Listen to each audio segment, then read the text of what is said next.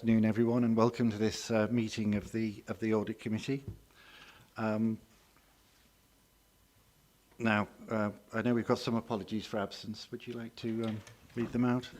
Yeah, we've got apologies from Councillor Clark, Councillor Feekins, Councillor Lane, Councillor Smith, Councillor Strong and Councillor Watkins. Now, this is an interesting meeting because we've got colleagues from the Wales Audit Office coming in on video link.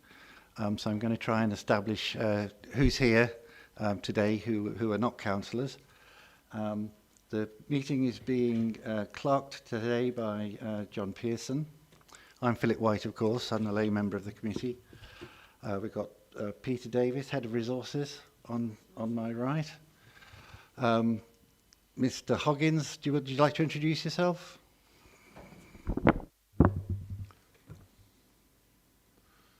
Thank you, Mr. Chairman. I'm Roger Hoggins. I'm Head of Strategic Projects for Monmouthshire County Council, but here in respect of the fuel card report. And next to you? Hi, I'm Deb Hill-Howells. I'm Head of Commercial Property Fleet and Facility. I'm here to support Roger and also Peter in terms of the commercial report. Thank you very much for that. And on the back of the room, if you'd just both like to introduce yourselves. Richard Jones, Performance Manager. Matt Phillips, Head of Law Monitoring Officer, just observing. And from the Welsh Audit Office, I don't know if you'll be able to introduce yourselves, but I believe we've got Charlotte Owen, Gareth Lucy, and also on the feed we've got Mr. Wathen, I think that's right, who's the Chief Internal Auditor. I'll move on then if that's all right. We've got declarations of interest on the agenda. As usual, happy to take them as we go through. The next item on the agenda is the public open forum. I see no members of the public or press present in this at the meeting at the moment, so I'll move on. So I'll move on to the action list from the previous meeting.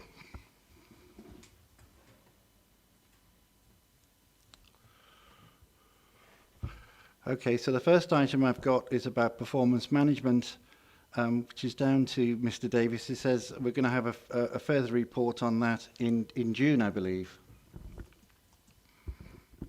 Very simple, short response on this. Clearly coronavirus dependent, and I guess we will determine as to whether May, June delivery of that report is possible, and in fact whether an audit committee will be held during that time. And that point clearly applies to all forthcoming reports and meetings, I imagine. I'll go on to the next item then, which is about the self-evaluation questionnaire, which Mr. Wathen was put out. Andrew, are you...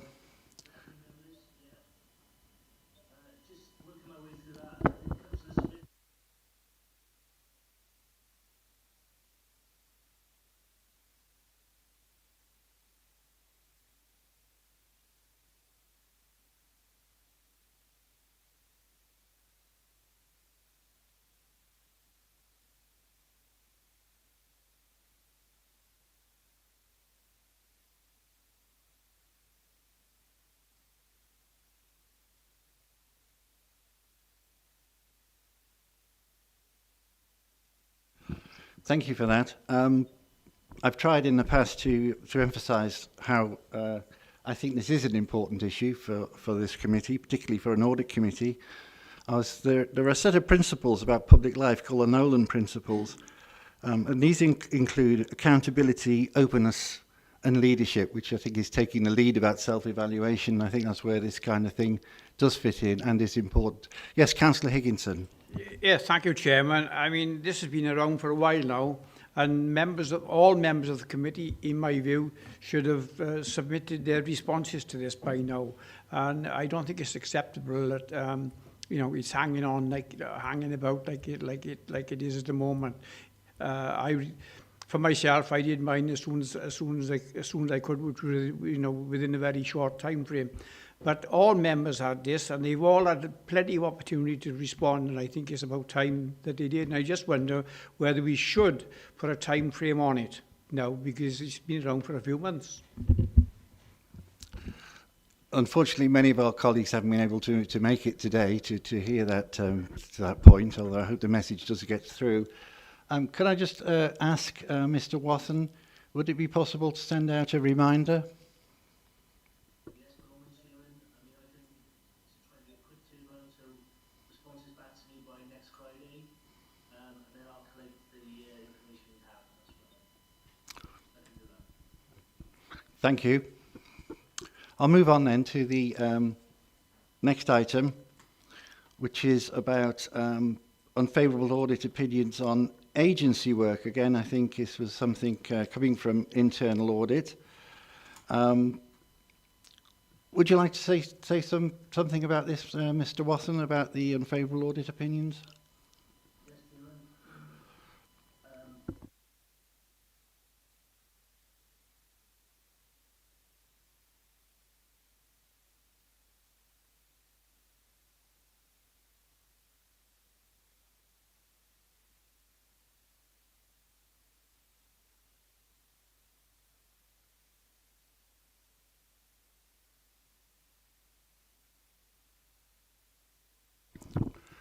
Right, I just noted that the minutes of the meeting of the 13th of February reported when all responses are received, it will be possible to finalise the report and produce a management response. So would this be circulated to this committee for a future meeting?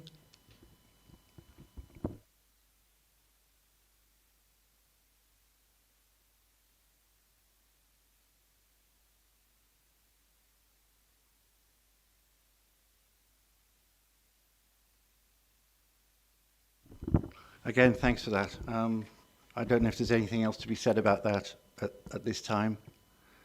So I'll move on then. The issue of fuel cards we now have on the agenda, so I'll take that at the appropriate point later on in the meeting. The internal audit progress report, again down to Mr. Wathen. I believe that the overview of types of special investigations over a 2-year period have been supplied to committee members in a separate circulation. Is there anything you wish to add to that, Mr. Wathen?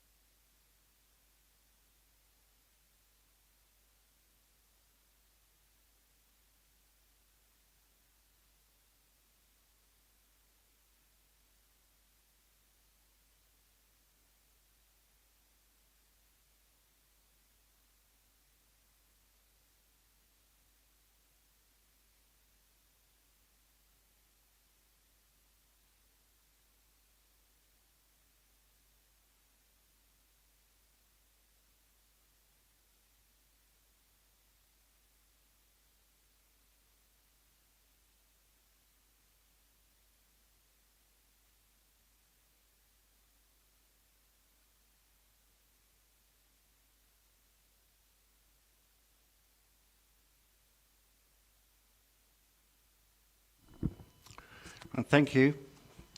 The second part of this matter arising.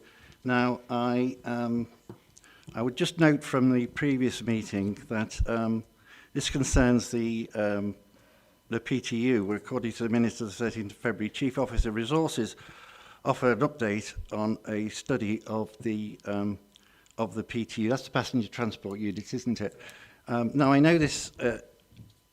If there has been a review of the passenger transport unit, I think this actually falls more to Deb Hill-Howells than to Mr. Davis, or so I've been informed. Could you say anything about this at the present time? There is a programme board structure that has been set up to oversee some changes to the operational models within passenger transport.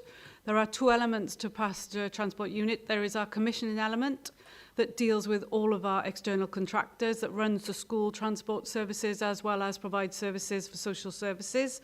They currently operate circa 287 home-to-school transport routes at the moment, as well as, I say, the social services element.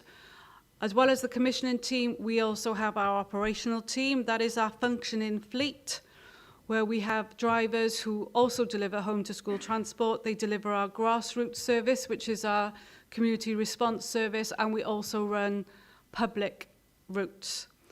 The programme board is looking at a whole raft of areas, from procurement of maintenance in terms of our fleet, our bus fleets, as well as looking at remodelling the teams, as well as looking at the whole operating model, as well as private hire. That programme board structure is in place, and what I would suggest is if members wanted more detail, then I bring a separate report to a subsequent meeting where I could give you more of an update on the individual work strands in that programme board.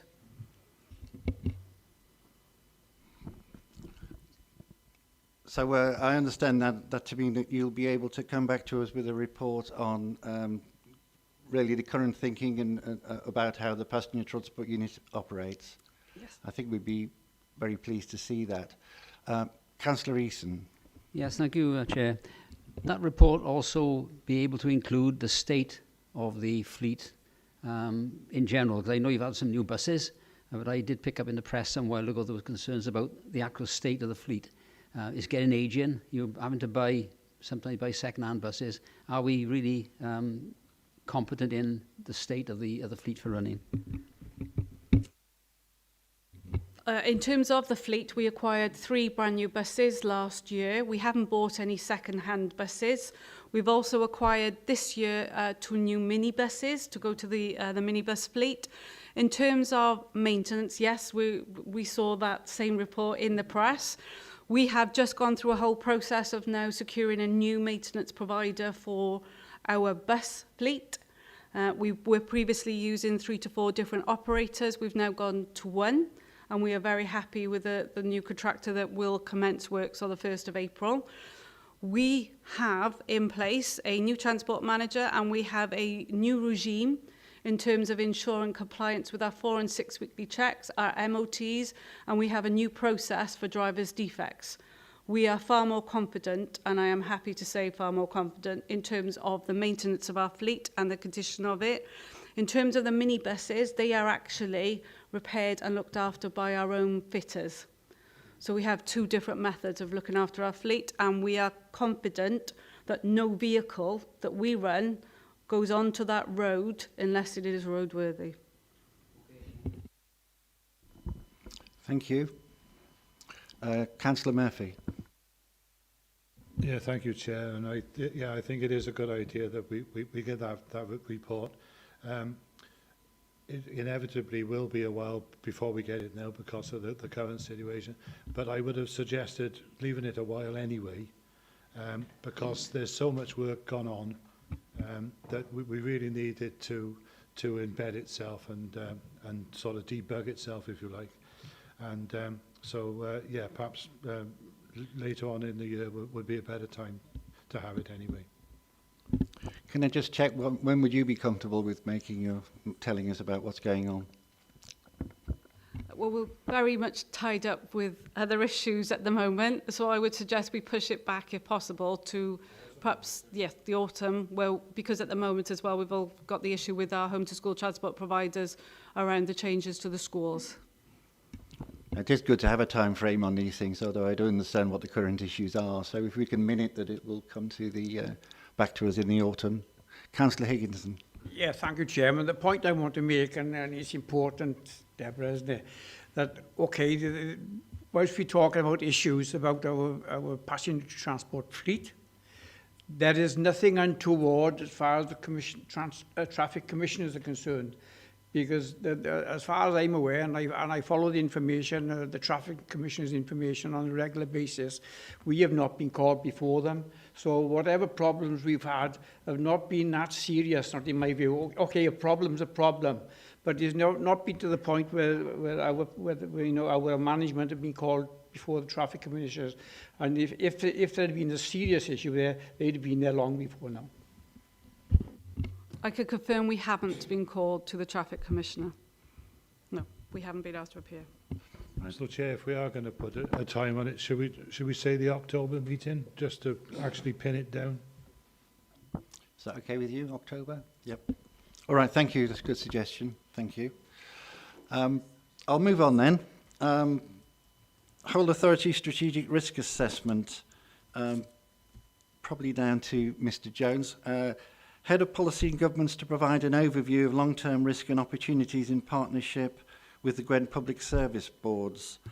Where are we on this? It was, I think, possibly to be brought back to the committee in a few months' time. Yep. Can update you on that, Chair. So that work is work the Council is undertaking in partnership with its public service partners, part of the Public Service Board in Monmouthshire, and indeed in liaison with public service boards in Gwent. The original timescales of that work, looking to complete that through the public service boards probably by the end of the summer. And so it makes sense that report would come back to you then once public service boards have finished that, which probably be early autumn, albeit, as we've discussed, timescales may be subject to change, but we can, at a suitable point, make sure that update is brought to the committee. Thank you for that. Unless anybody wants to ask any questions about it, I'll move on then in the agenda. Next item on the agenda is the annual performance review of the Investment Committee. I think this is down to Mr. Davis to introduce, please. Thank you, Chair. So just to remind members as to why this report is being brought in front of Audit Committee, and obviously I'll go into this in slightly more depth in a moment, and I guess I'll ask for some direction from the Chair just in terms of how comprehensively I guess he wants me to go through the report, and given this was received by the Investment Committee yesterday, Councillor Murphy, an acting member of the Investment Committee, present, and we were there for, I think, about an hour and a quarter, working through the report. Question as to whether the Audit Committee wish to have such a comprehensive review of the report today, or in fact not. So I'll be guided, I guess, by you, Chair, as to whether you want me to provide a summary update on the report, and then we can draw questions and the debate ensues from there. Sorry, Councillor Murphy. I'd leave it to the other members to decide how much they want, because I was at that meeting yesterday. So, but I think what that meeting showed yesterday was that there is a substantial amount of information in each section, so anybody who's read it will be pretty familiar with it anyway. There are a few points that need clarification, including one that needs correction. Subject to the wishes of my fellow members, who can have whatever explanations they want, I would suggest that Peter confines himself to clarification rather than ploughing through the whole report, because it is a very comprehensive report. I think my general policy on this, well, first of all, I probably need just to go through what the recommendations were, because that's why we're here. So I'll just quickly rush through it. For the Audit Committee to consider and scrutinise the first performance review of the Investment Committee, to consider the proposals for improvement outlined in the report and resulting from audit work undertaken and a review of the current asset investment policy and the governance arrangements and controls currently in place to oversee investment activity considered by the Investment Committee, to receive a verbal update at the meeting following consideration of the performance review by the Investment Committee at its meeting of yesterday, and for Audit Committee members to determine any further recommendations for improvement. But my general approach to this would be for you as the presenter really to give a very high-level overview of what's in the report, and of course adding anything that you want to add from yesterday's meeting. And then it's pretty much up to members to see if they want to pick you up on anything that's in the detail in the report. So if I could do it like that. So I'll hand it over to you. No, thank you, and thank you, Chair, for that clarification. It's just helpful. So as can be seen from the report itself, the report is supported by a number of appendices, and just at the outset, I think it's just important really to just highlight a couple of things around just openness and transparency. So the investment committee, in the way that it operates, and I hope that you would understand, by its very nature, the matters that it considers are of a commercial nature. So the papers for investment committee are exempt generally from press and public, and for good reason. We have nothing to hide. It is simply the fact that, as I stated, these are commercial deals that are being considered, and we need to maintain that confidentiality when obviously entertaining potential acquisitions or investments. However, the report that's coming to Audit Committee today, and that was considered by Investment Committee yesterday, is in full open public gaze. It should be. It is the performance review of the Investment Committee and its activities. And the aim here is to provide assurance and comfort to Audit Committee on the controls and the governance arrangements that are in place, such that the decisions that are being taken by the Investment Committee are sound, and they operate, as I say, within an appropriate control environment. So to that end, the report is, as Councillor Murphy highlighted, it's comprehensive, it's open and transparent, and in fact, I think Andrew Wathen, Chief Internal Auditor, highlighted to me this morning. I think it's the first time that he knows that an internal audit report, in its full sense, has been appended and presented to the Audit Committee. I have no problem with that whatsoever. Again, I have nothing to hide. I'm sure Councillor Murphy, on behalf of the Investment Committee's got nothing to hide.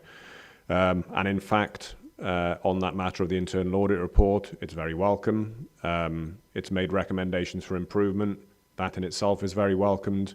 All of that allows us to move forward and to continue to strengthen the governance arrangements, so it fulfills its purpose.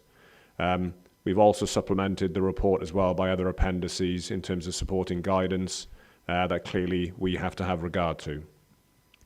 So just in terms of coming back to your point, Chair, in terms of keeping things relatively high level, the report and the covering report is structured out and for good reason. The report, as I walk through it, it goes through background to explain as to how an investment committee, how and why an investment committee was established. In May 2018, a revised asset management strategy was considered by Council and approved. As part of that, an asset investment policy was approved, which put in place a governance arrangement that afforded the investment committee to have delegated powers as a subcommittee of Cabinet to have oversight or to enter into investments against a fund value of £50 million that was afforded to it by Council. That asset investment policy, and as is described in the report, it outlines both the governance arrangements, but it also highlights both the financial and the investment criteria by which investments need to be considered for them to be brought in front of Audit Investment Committee and duly considered. The policy talks about the makeup of the Investment Committee. It's politically balanced, and again, in terms of the interests of openness, it comprises the leader, the deputy leader, the cabinet member for resources, Councillor Murphy, the leader of the Labour group, and the leader of the Independents. So there is political balance in it. And that investment committee is advised by both officers of the council, predominantly legal, finance and estates officers, but equally supported by specialist advisors as required. In terms of, again, coming back to background, it's important to highlight in terms of where this sits within the current political administration's priorities. It is embedded within the corporate plan in terms of working towards being a future council. a future-focused council, and that there is a specific action therein with regards to looking to generate additional income streams through commercial activity.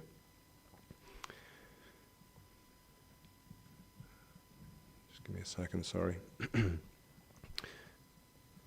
So in terms of the need for an annual performance review, within the asset investment policy, and as outlined in 3.18 and 3.19, there is a requirement within the asset investment policy for this performance review to come in front of Audit Committee. That is where, I guess, its activities are effectively scrutinised. It outlines the criteria against which that review are held. And I think it's just important just to highlight what is in scope here and what is outside of scope in terms of the performance review.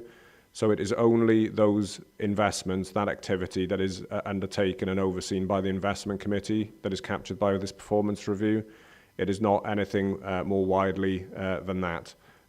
So, we do have other investment properties, as is highlighted in 3.19, in terms of the cattle market in Raglan, other industrial property holdings, etc., even Innovation House. But those matters are not picked up as part of this review. So moving on in terms of investment activity to date, I think members, I think we should be pretty familiar with the two significant acquisitions that we've acquired since the investment committee has been constituted. One being Castlegate Business Park, which was acquired in June 2018, and then secondly Newport Leisure Park, which was acquired states February, I think it was March 2019 was when it was actually officially acquired. So in both respects, those investments met both the investment and financial criteria outlined within the asset investment policy. They cleared what I would probably call the hurdle rate, which is at clearance of 2% over and above our borrowing costs. So both of those investments met those that key criteria. As I highlighted before, estates officers significantly in the development team, led by Debil Howells, and in conjunction with support from Alder King as advisors, principally brought together the proposal and the business case for consideration by investment committee. It's important to say, as we, I guess, look to assess the performance of those two investments, there are, as I guess Audit Committee would hope to be in place, when those business cases were considered, exit strategies were put in place around both of those acquisitions, such that for whatever reason, market downturn, etc., the council needs to understand as to how it might exit from those investments. Clearly pleased to say that no consideration has needed to be taken by investment committee up to this point in terms of either of those investments.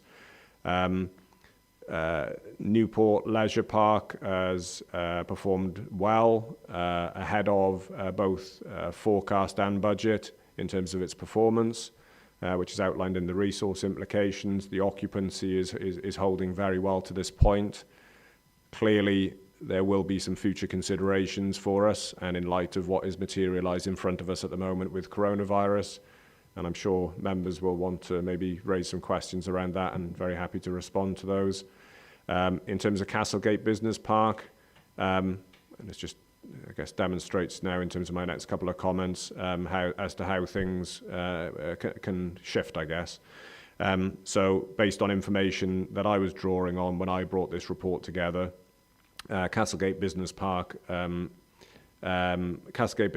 has seen its occupancy drop from that 95% that's outlined in the report in 3.24 to 88%, but that was at the time that I wrote the report and the information available. Deb updated the investment committee yesterday that meetings that I think took place last week have highlighted that some of the vacant units in Castlegate are now being secured and occupied, bringing obviously additional revenues and income in, and increasing the occupancy rate back up and towards the baseline target that we've got in place, which is great to see. And clearly, we are active in terms of marketing those vacant units as well.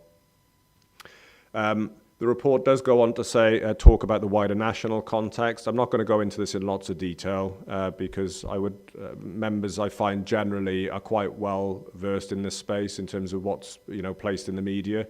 Some of it factual and correct, some of it not. But there has been a lot of interest in terms of local authorities' commercial activities across the UK. It's not been particularly helped by a couple of outlier councils. One of those I've outlined in 3.28, Spelthorne Borough Council, who bought BP's head office for a sum of between 360 and 380 million pound.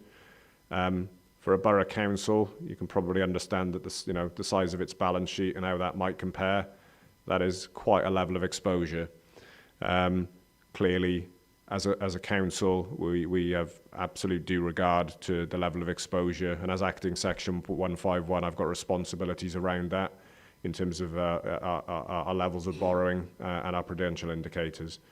But what that has given rise to is SIPFA has issued guidance to local authorities around property investment, which we have regard to, and very pleased to say that even ahead, when that guidance came out, there was very little we needed to do. We had taken consideration of all the key risks already. We were adequately dealing with them. We've got the necessary experience in place, both internally and outside. So, I was certainly comforted. There was no surprises that came from that. Welsh Government guidance then subsequently followed that in November 2019, and all that has done really is just to increase some of the monitoring and reporting requirements, which we now satisfy through Council, and we've just done recently in March alongside the Treasury policy and strategy. The report does also go on to touch on interest at a UK government level with the Public Accounts Committee. There's been a recent audit from the National Audit Office around the level of borrowing by local authorities. And I guess most recently, and as outlined in 3.33, the Chancellor's announcements as part of the UK government budget, where it appears that he's going to be looking to put some constraints in place around local authorities' ability to access PWLB borrowing for commercial investments that are for, and these my specific words are important, that are for purely commercial gain. Purely commercial gain.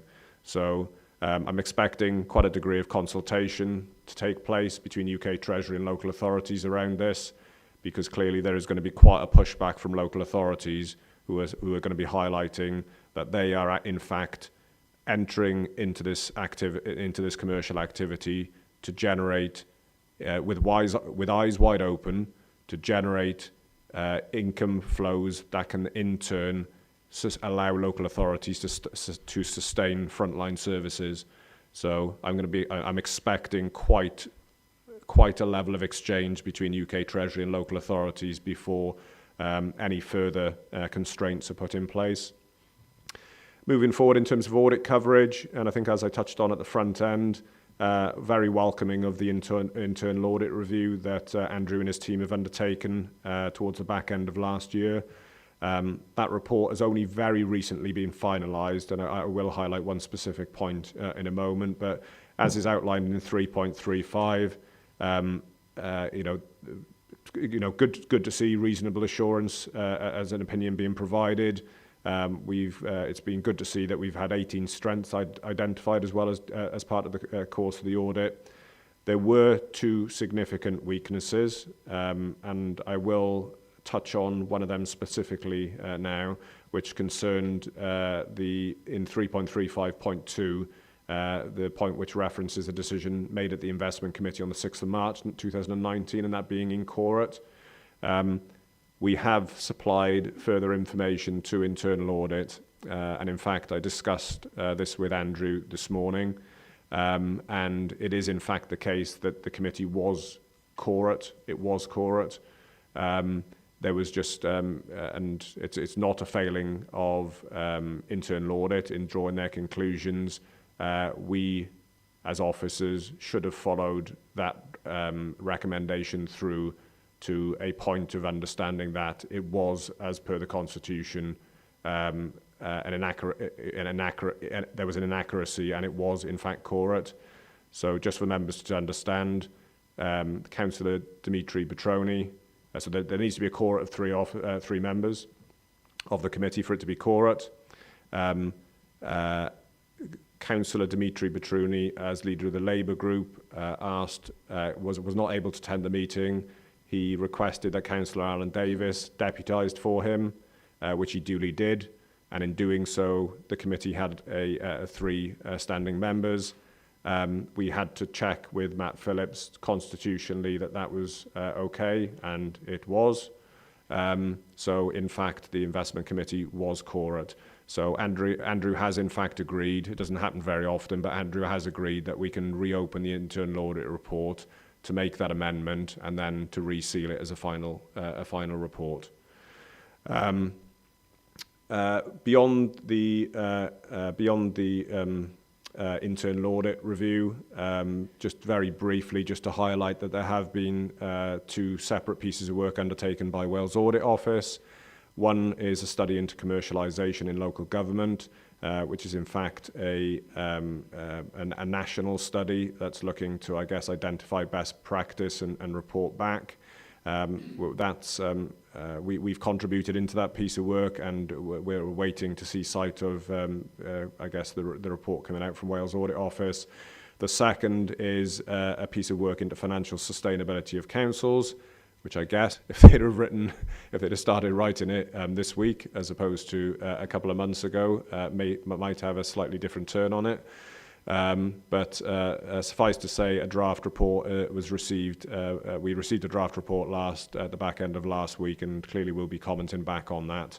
I think the only point to draw out in that is that they've made a statement rather than a recommendation around the council needing to ensure that it manages associated risks of additional borrowing, which of course we do.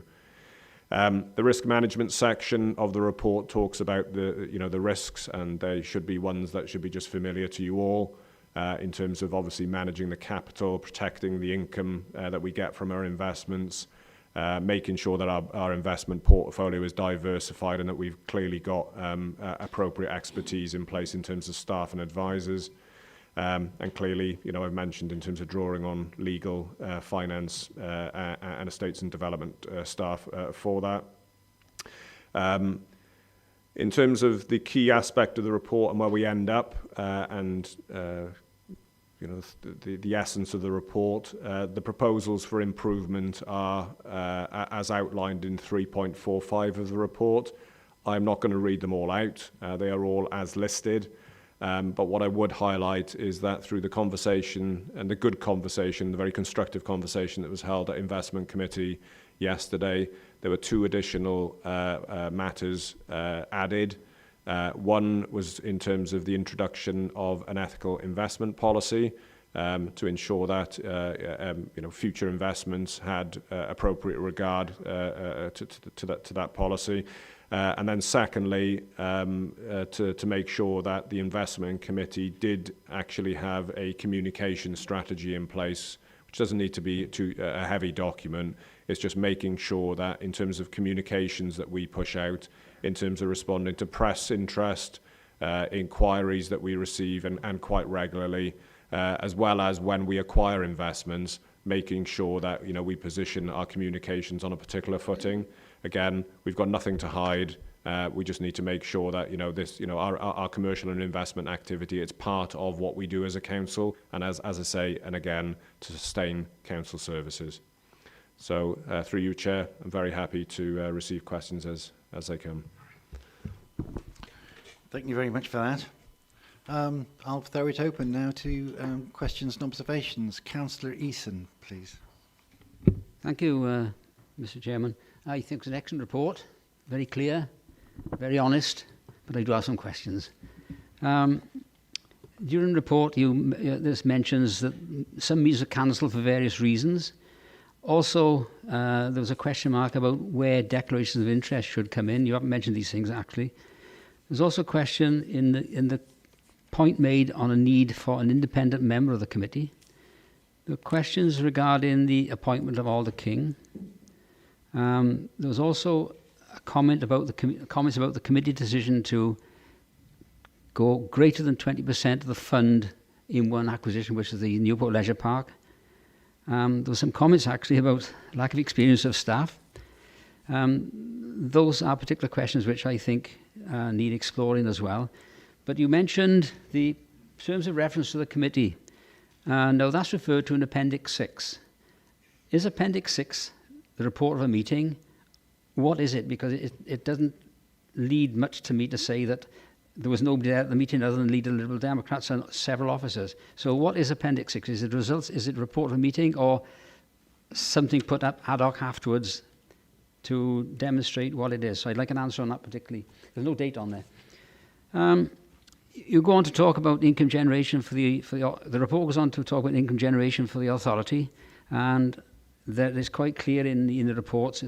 They're very hard to read. Some of them is quite clear, and it shows that the income generation, if I read it right, is not reaching the expectations of a minimum of 2% that you require. Maybe, hopefully, again 7% is around about 1.8%. I'm told, but according to that. And that the debt will be funded from the rentals. In light of the country at the moment with the coronavirus, how resilient do you believe that the fund is? And you did say you must probably touch on this later. How resilient the fund is in going on in the future? Because I think with a £50 million fund and expending 30 million. It isn't a very big pot of money to cover any major problems. So I'm a bit concerned about that.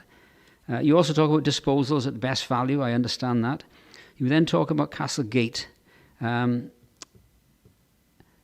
the only investment should be explored by audit. I'd like to see the further report when you explore the audit report on Spitty Park, because I noticed in the report that you seem to be having a problem with at least one of the incumbents in terms of the January to March this year, I'll call it rentals, whatever they are, there's a problem and you need to be taking some advice elsewhere for that. I'd like to talk specifically about Castlegate in terms of your occupancy rate. You say that when you took on the site in 2018, there was an occupancy rate of 95%. It didn't achieve, it has dropped down to 88%. Hopefully you were trying to get it back up to a greater figure than 88%. Does that 95% include the space taken up by Caldecott Musical Theatre Society? Really, I'd like to know whether that has been taken into the equation, because it seems to me that if you take them out, if I'm right, if you take them out of the equation, the occupancy rate, maybe on the basis that you want to give them, evict them, it would be around about 75%. And is it viable in the long term to evict them and not continue to use the expertise, or not continue to use the funding you're getting from them as a backstop at the moment, rather than just, in my view, reduce the occupancy to a lower figure? That's the broad drift of my thoughts. It was a good report, excellent report. It was so honest. I had so many questions. Thank you. I'd leave it to Mr. Davis to tell us whether he can respond to all the points you raised. I feel as chair I should be trying to hone in on some specific questions, but do you want to make an immediate response to what Councillor Easton said? I was going to say, like you, Chair, I guess I'd just like a little bit of clarification in terms of what Councillor Easton is wanting by way of response to questions, as distinct from, I guess, points made as you walked your way through your observations of the report. Yeah. So if you could just quickly clarify those matters that you are looking for responses to, please. Well, I think the ongoing feasibility or resilience of the scheme going on, I think that's very important that the officers hone in on that. I am concerned about what seems to be the democratic authority of the democratic process within the committee. It doesn't seem to be strong enough, in my mind, in terms of quorum at the moment. You've got three members of cabinet and 2 opposition leaders. It doesn't give you much scope to get over what appeared to be a quorum problem, which didn't actually be that. I think the committee needs boosting up in some respects. There was mention of an independent member possibly. I was concerned when in the auditors commenting on the way that Alder King were appointed. I got the opinion from them that they felt that it should have been a bit wider. I wasn't involved in any of those discussions, so I can't comment on that. So resilience, ongoing for the future, and really the immediacy of Castlegate. Okay, so through you, Chair, if I can, Deb, if you're happy for me to just bring you in on a couple of things, would you be happy to just talk in the first instance around, I guess, matters concerning Castlegate occupancy, if you want to draw reference to the point raised around Caldecott Theatre Group, similarly around Newport Leisure Park, the point made just in terms of that one tenant. Do you maybe want to just touch on a few aspects of those and just recognising, I guess, you know, we're in full public gaze, so you know, got to be just a little bit careful just in terms of commercial sensitivities. Yeah, I understand that. Okay, in terms of Castlegate, the letting position is now starting to improve. We did lose a number of tenants not long after we actually acquired the property. We have had, I think it's 4 or 5 lettings in the last month, which is now starting to improve our figures, and we are optimistic that that will continue. In terms of the tenant that you mentioned earlier, they are included in the occupancy figures. Right, thank you. Yeah. The rental on that unit is nominal, Yeah, I know so that. it doesn't actually contribute significantly to our income targets. We have been through a number of officers working with that group to help them relocate, and we do have plans to convert that accommodation into different office type environment, which we believe there will be a demand for and will be more in keeping with the economic development use. In terms of NLP, there is one tenant that did have a quarter's arrears, which is not uncommon in the commercial world, particularly given the current circumstances. Clearly, with the coronavirus now, a number of our tenants on Newport Leisure Park will be directly impacted as a result of the information coming through from central government and the advice that we all need to heed. We will work with our tenants on an individual basis to help them as much as we can through this period, as well as direct them to the advice that is available and the support that is available that is coming out of Welsh Government and central government.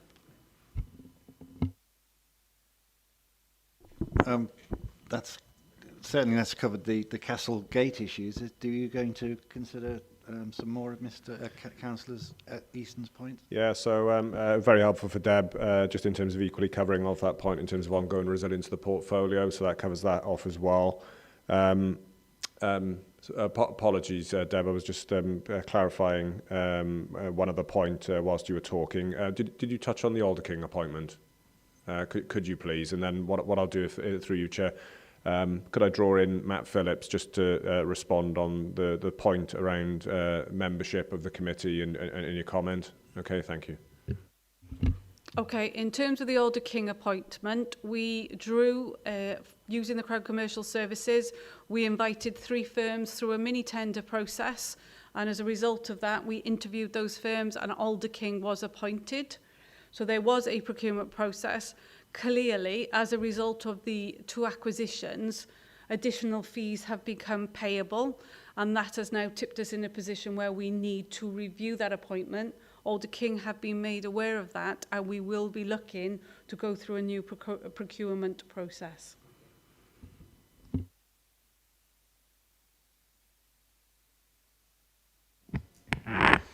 Chair, yeah, so the question on quorum. So it's been discussed already that investment committee comprises 5 members, quorum is 3. The quorum is not actually explicitly stated within the Constitution as it stands. The Constitution is being reviewed by me, and would have been going to council in May, though it's a bit TBC at the moment, where it will make this explicit. But the council procedure rules require quorum to be at 25%. So if we round that up, that would be 2 people within the investment committee. When we addressed this potential issue back in last year, we took the decision and the duty line with me to interpret the constitution to make the quorum requirement 3, given the nature of what it was that the investment committee deals with. Councillor Easton, you made the point about, obviously, that then places a burden on achieving quorum, given that there's only 5 people. What we also do is the substitution rules within the Constitution apply to the investment committee. They don't apply to committees, for example, such as this one. So if a member is unable to attend audit committee, they can't have someone come and substitute for them. But in the investment committee, they can. So it has the most onerous quorum requirement out of all council meetings this authority has. But through use of the substitution rule, it also then allows members to replace the normal committee members, and then the Constitution states that they have the powers and duties that those normal members would have as well.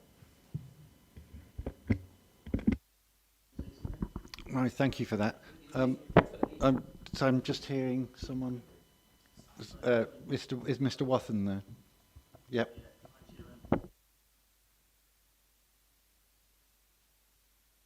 Yep, certainly.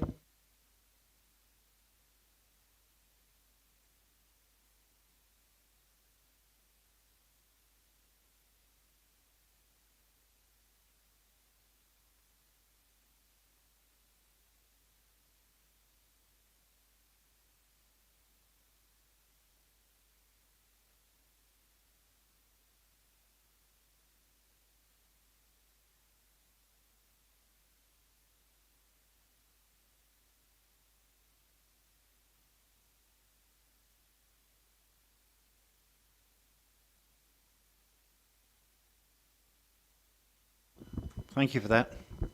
There's just one question we didn't answer. Was the Appendix 6 dated at any time?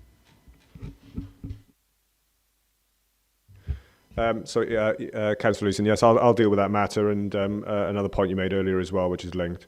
So the terms and reference itself, it's not a dated document. It's the terms of reference that was approved in the inaugural investment committee that was held, May 2018. So that is the terms of reference that was approved. Yeah. But as I think I've stated in the proposals for improvement, we will undertake a review of both that and the asset investment policy in the coming months, and again make any necessary changes. And just tied to that point, and a matter you referenced earlier in terms of whether the membership of the committee needed to be extended beyond the points that Matt's very adequately covered off in terms of quorum. There was a conversation in investment committee yesterday in terms of whether the committee needed to consider, independent members, plural. The point, my contribution into the discussion, I think, which was accepted by the committee, is that the nature of an investment that the investment committee might consider, they can be very different in nature. On the one hand, it can be a property investment. On the other, it could be, for example, an investment in digital infrastructure. It could be an interest to support a particular type of business. That could be an equity share, et cetera, et cetera. Okay? So what that requires to ensure that the investment committee has everything that it needs to make a full and proper decision is to ensure that beyond the officers that are bringing those reports to them, that they have access to the appropriate advice, and therefore the investment committee will bring that advice in as needed. In a lot of instances, that will be suggested by officers of the council. So as I said earlier, as is the case if we take, for example, Newport Leisure Park and Castlegate, Alder King were the advisors to alongside officers in bringing the business case and the reports to investment committee. Alder King attended those investment committees Investment Committee were briefed independently by those advisors. Investment Committee were able to ask of the advisors any questions that it wished to get clarification. And in fact, and it was discussed, Councillor Murphy, wasn't it, yesterday, if at any point the Investment Committee felt that they needed additional advice, the Investment Committee are able to do that. So I don't know whether Councillor Murphy wants to add anything further. Yeah, I think I should. There was a feeling too that the more people you get involved in a lot of these discussions, the more chances of leakage there is. A lot of what we look at is dismissed. It's only the odd one that actually gets through that fully meets the criteria. We have two lots of criteria really. Does it meet the 2% above borrowing costs, or is it to the benefit of the citizens of Monmouthshire that we do it, in which case we'll do it for the benefit of the citizens rather than the financial return.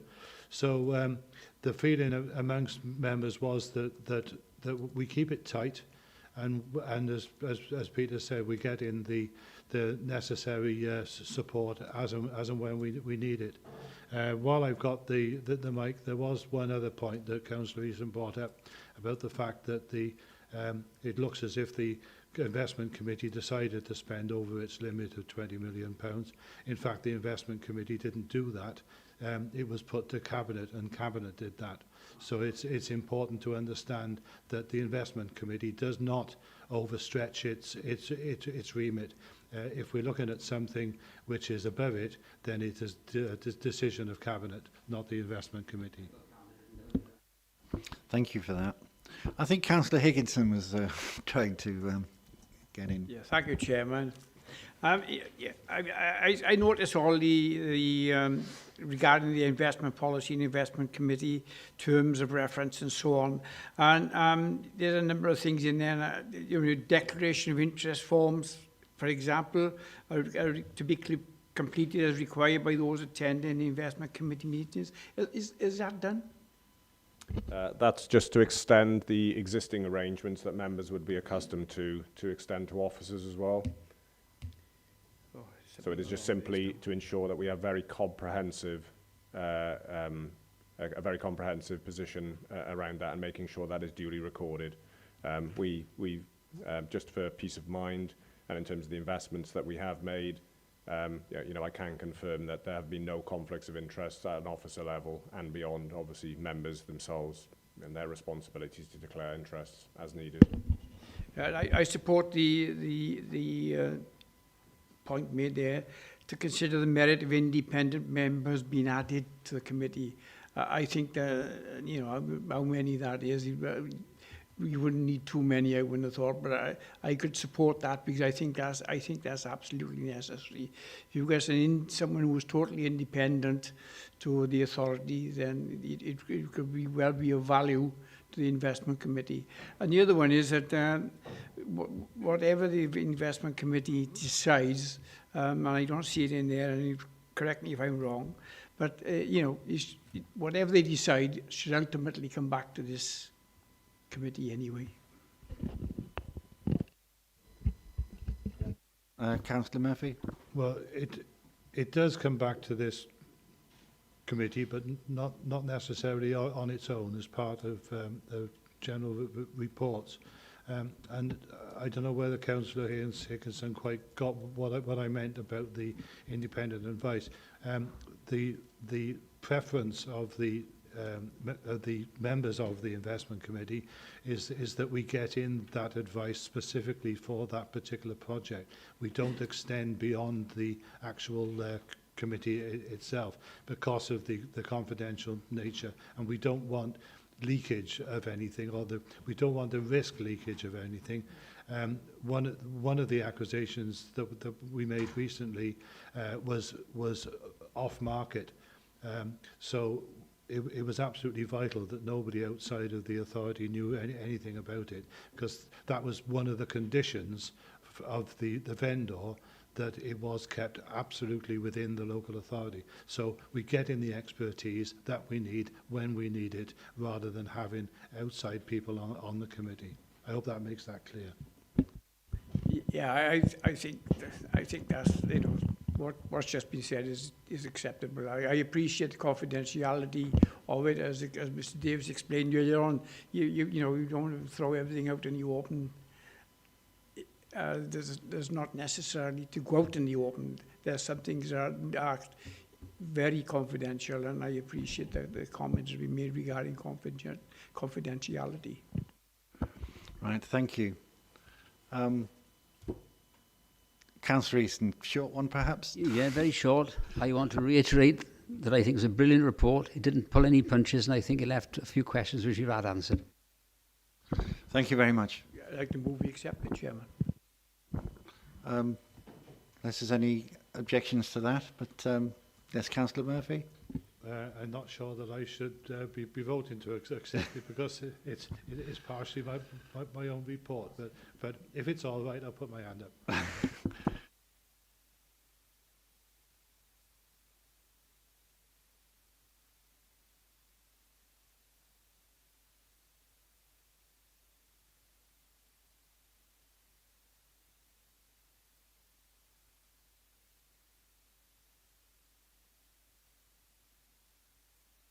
That was an important area to be discussing. We're now going to move on to 3 reports from the Wales Audit Office. I hope we've still got the connection with Charlotte and Gareth. Now, I just need to state what our objectives are. We need to note the reports, make comments, and seek clarification as appropriate.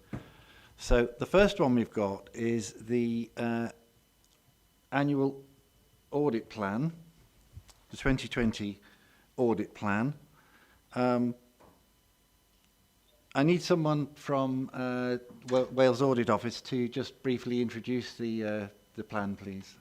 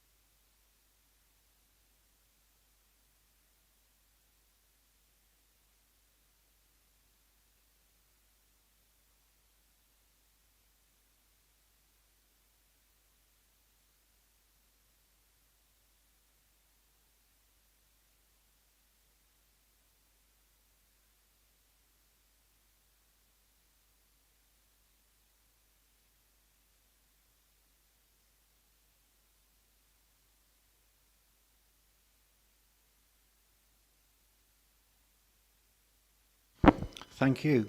I'll just start off in the normal fashion by giving the authorities' officers a chance to give any reactions they have to the audit plan. Things are divided into two parts really. There's a finance audit and a performance audit. So maybe the appropriate person to give us a response about the finance audit would be Mr. Davis. No real comment to make, in all honesty. We've been in discussion with Gareth through early drafts of the audit plan, very comfortable in terms of what he's outlined. I think the issues highlighted there in the report that he's referred to, McLeod, accounting standards around leases, etc., they're all on our radar. We're acting upon them, taking advice from pension fund, obviously allocating the necessary staff time to be prepared. No issues there. Just pleasing to see clearly on the grant audit side that the fee's reducing. So that always helps to the challenges that we're facing. I'm not sure, I guess, whether Richard wants to make any further comment just in terms of the performance audit side of things, but yeah, comfortable on financial audit. Yeah, I thought I'd give Richard that opportunity if you want to give us a response. Yeah, thank you, Chair. Just thank Wales Audit Office for the plan and their continuing constructive relationship to the performance audit work, which is set out in the document and obviously has been continuing over this year. Also recognising the consideration and understanding for the delivery of that work at this time, and we'll continue to liaise as Charlotte set out with them on that work as appropriate. It's probably worth just pointing out to audit committee members there remains some part of the 1920 audit work programme that are currently in train or will be completed soon, and at those suitable points, obviously subject to the timescale Charlotte's just alluded to, they will come back to audit committee. And also in terms of that assurance and risk assessment workshop, when that is held, we do welcome the opportunity to have that two-way dialogue with Wales Audit Office on those local performance audit work items. Thank you for that. Right, do we have any questions or observations from members of the committee? Councillor Murphy. I just wondered, Chair, if Peter wanted to give us some sort of idea as to whether we're going to be able to progress any of this, or what arrangements we've got internally to try and keep things going while we're waiting for the current impasse to be out of the way. So I've been in touch with Gareth from Wales Audit Office in recent days. So my response has been until we determine otherwise, we will continue business as usual. The finance teams will continue as planned with their closure work and activity. As to whether that will remain unaffected is yet to be seen. And clearly, in terms of all of the various parts of the organisation that we draw on for information in closing a statement of accounts, there is likely to be some problems encountered, I'm sure. As to whether those can be quickly overcome, yet to be determined. So I've agreed with Gareth that unless we draw a conclusion to the contrary, and that might be the case in coming days or weeks, we will continue to look to hit the closing deadlines that we've agreed with Wales Audit Office, which is a dry run this year of trying to hit the tightened timelines for audit, the completion of the audit process, which come into place next year. The only other thing to highlight is that we've had information from Welsh Government today in terms of from a legislative, upon a clarification around legislation. So in the event that for extraordinary reasons we are unable to lodge our statement of accounts in draft by the statutory deadlines, then provided that we publish, we still got to publish a notice to highlight that for such reasons we have been unable to. I believe that there is amendments in terms of regulations that is looking to be brought in, I believe, just in terms of the conclusion of the audit process and affording some flexibilities around that. So you know, it's a fluid situation, but as things stand, we are, as I said, continuing to operate, trying to operate business as usual. Thank you for that. I think we just then say that, yes, we've noted the report, and thank you very much for that one. Our next item on the agenda, agenda item number 7, is the certification of grants and returns 2018 to 19 report. I think this is for Gareth to introduce.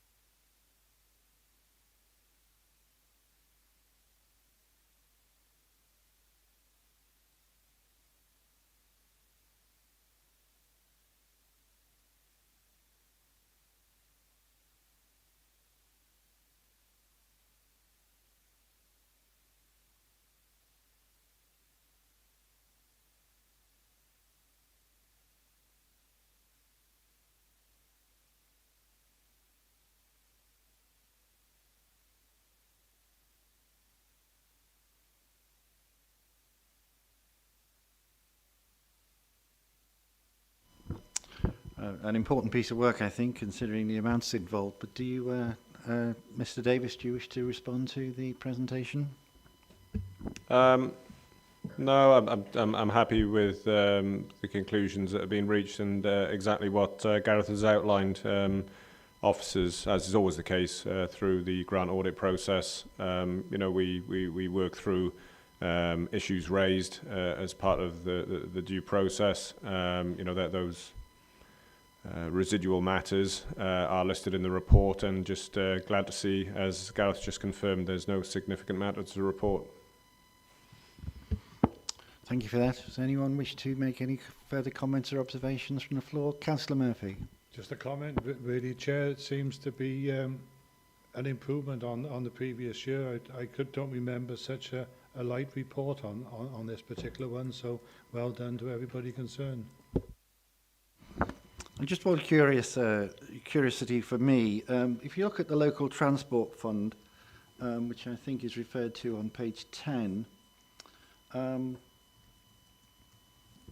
I think what's happened is that something like £370,000 of expenditure, or was it £390,000, was in the wrong financial year, I think. I just wondered whether there are any practical consequences to that.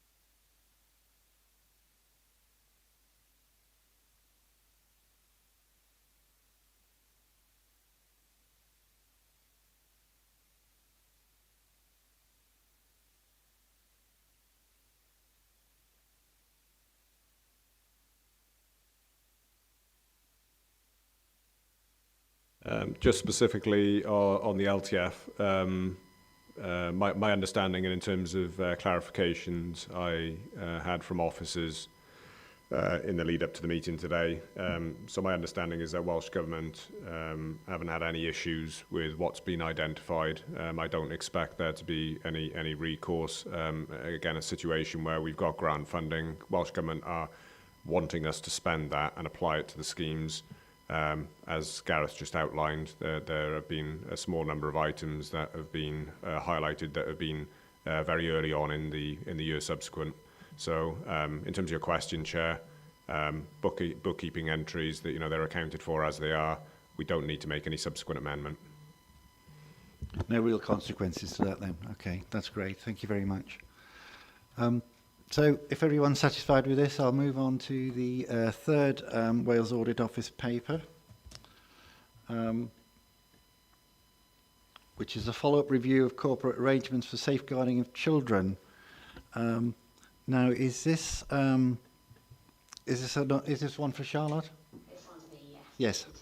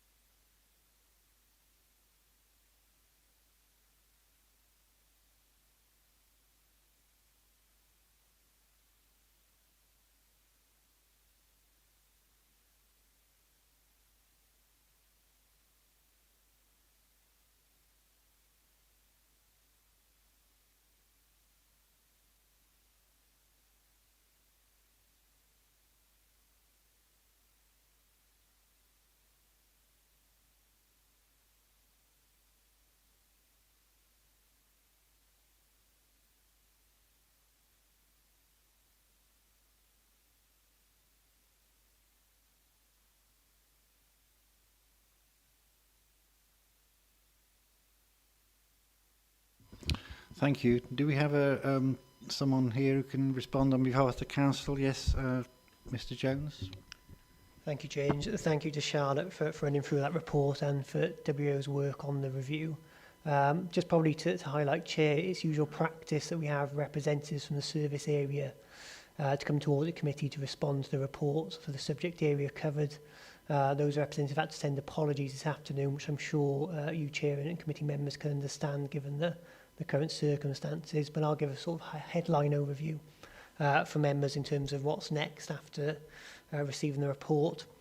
So we welcome the findings, and the committee will hopefully take some assurance from the conclusion that Charlotte's outlined that the council responded positively to the report and recognises the progress it has made against the proposals for improvement and what more it needs to do to fully address them.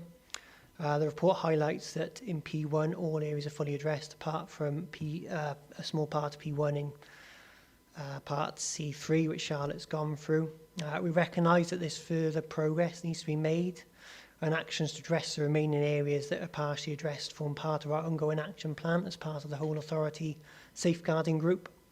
It's probably useful to point out that progress has already been made in some of these areas since the WO field work in the autumn. For example, 2 of the 4 workshops referred to under Proposal 4 have been completed. And the progress will continue to be reported as part of that whole authority safeguarding action plan, but also it will come back to Audit Committee as part of the regular proposals for improvement monitoring report we have in place. Thank you. I'll throw it open then to any questions or observations from the committee. Councillor Eason. Yeah, thank you. Yeah, just one question. It's regarding the follow-up from the Curbcraft scheme. The council should keep complete records in relation to volunteers, including evidence of DBS checks, etc. Is this being fully implemented, and is it running true? Are you able to provide any more information on that?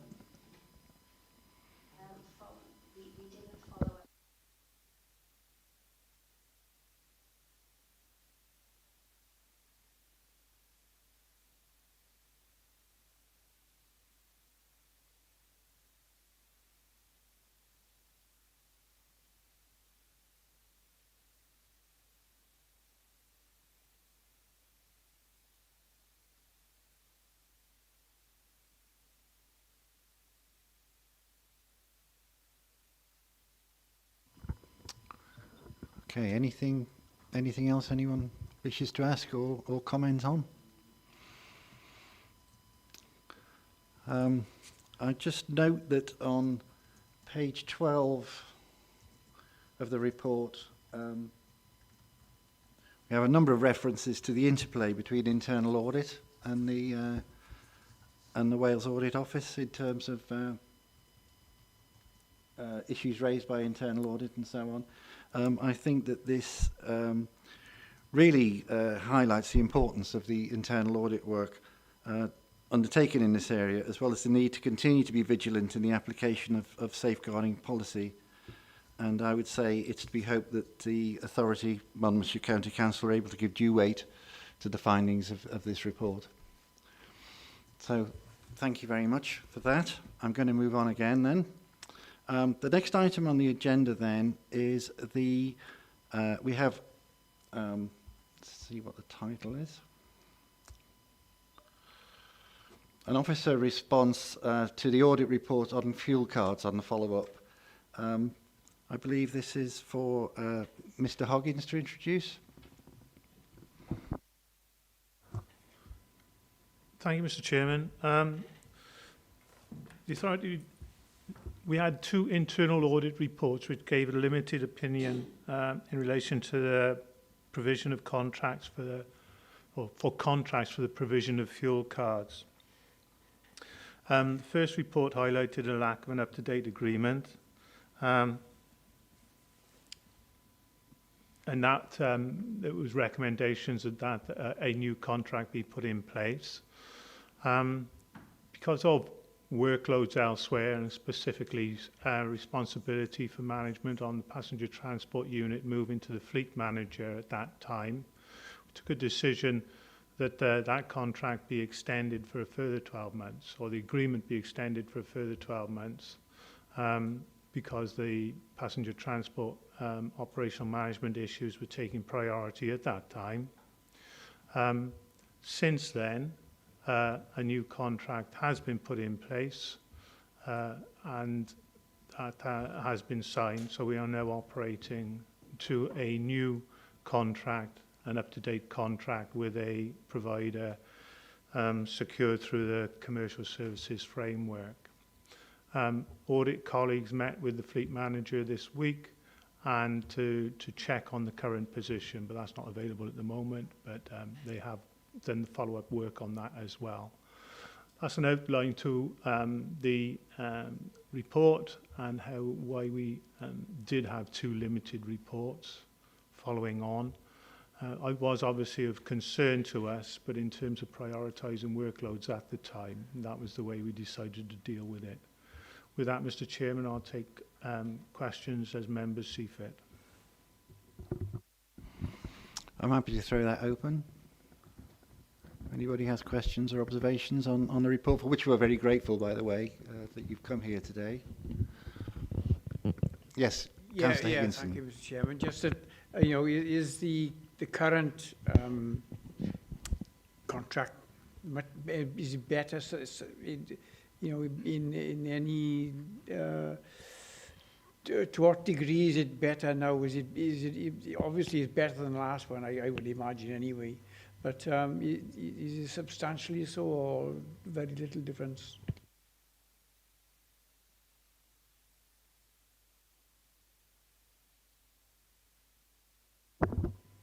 Thank you, Mr. Chairman. I would have to go back to offer you more detail on that. All I can say is it has been through a benchmarking exercise to arrive at this contract. I believe it's actually with the same provider as we had before. Nevertheless, it is under a new contract terms and conditions. There was an agreement in place previously, but in terms of whether or not their surcharge on each transaction has changed, I would have to check. But all I can confirm is that it has been through a robust process, and we did go through that with our procurement officers. I'm not familiar with the actual level of surcharge on each transaction. Right, thank you. But one of the main issues, I think, before was the extension of the contract without it going to some kind of competition or tender. So I think that you're now saying that you've dealt with that. I understand that there are different priorities have to be balanced one against the other. When we have a limited report from internal audit, that is a priority thing to be acted on. But I acknowledge that there are other priority things in the pipeline, and if that was the situation, then I think the committee will understand that. On the other hand, the committee may be assured that sufficient action has now been taken to implement the internal audit recommendations, including a new contract is in place following a tender exercise. And according to report, other actions have been taken, mainly in regard to record keeping and monitoring. So the committee may well be satisfied with that. Councillor Murphy. I think that absolutely sums it up, Chair. We were concerned that it was all very loose and it didn't seem to be much control over what was going on. Clearly that's been addressed. So yeah, I think it was worth the challenge, and it's been adhered to. Councillor Easton. Thank you again, Chair. Just one question. We're using the word fuel card, and is it an actual fuel card used? And if so, how many are in place? Or is it a different sort of, is the fuel card used just to cover the name of what you're doing? Do they actually have a physical fuel cards? No, it is literally a fuel card. You will see them in garage forecourts, different companies, All Star, different OneDrive. There are different companies, and we use those companies. We use their cards. We previously had 2 under the old agreement. We now have 1. There are some benefits in having 1. One of the downsides, though, is you actually have to travel further sometimes to the garage because they don't all deal with every card. But overall, we were satisfied with the arrangement which we have with the new, the new contract we have with the provider. It's not a new provider. And are drivers encouraged to use the on-site refuelling facilities whenever possible? Yes, it's an interesting conundrum, Mr. Chairman, between what we're purchasing it in at and what we're bunkering fuel at per litre and what it is at the pump. Big generalisation, but at the moment we're favouring bunkered fuel. There have been occasions in the past when it's been marginal, quite frankly, but at the moment we are, wherever possible, preferring bunkered fuel. Yeah, so that's where we are just now. Thank you for that. Thank you very much. Just note then the recommendation. Members of the committee note the contents of the report, and we've asked questions and clarifications, so I think that can be minuted as carried out. So thank you very much for coming today. It's always a useful thing for the Audit Committee to be given these opportunities.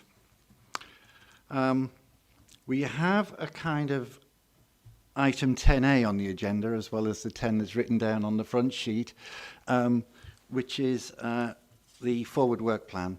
I think that's been distributed to everybody, and I'm pleased to see this is being maintained.